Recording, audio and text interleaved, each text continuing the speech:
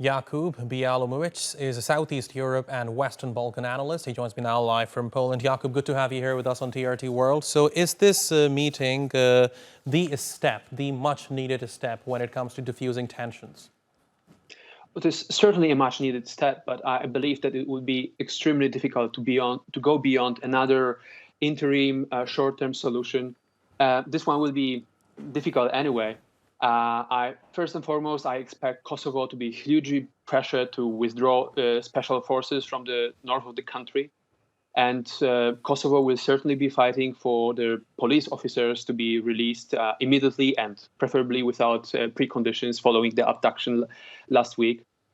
This is unfortunately part of the ongoing failed strategy by Western capitals to appease the increasingly authoritarian regime in Belgrade that frequently uses violence and destabilization as a political tool.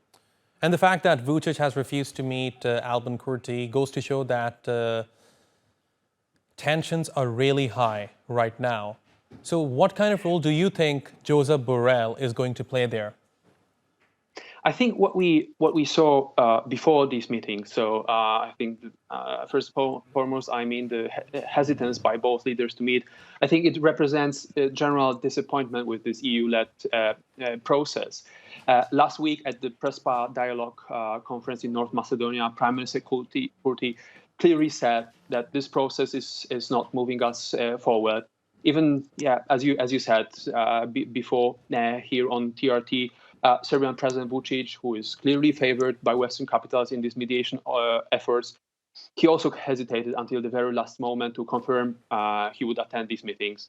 And according to his own statements, he does not want to meet Prime Minister Kurti. It's still an open question, we will see. But it clearly shows that he's not as constructive as most Western capitals would like to see him. It will be a very difficult task for High Representative Borrell and also Special Representative for the dialogue, Lajčák, to come up with a solution that will be anything other than a short-term interim deal, as they often call it. Now, Jakub, as our reporter was telling us from Pristina, that protests are not just limited to the northern side of the country anymore. They have started to erupt in other parts of the country as well. So how likely is it for these ongoing protests to spiral out of control?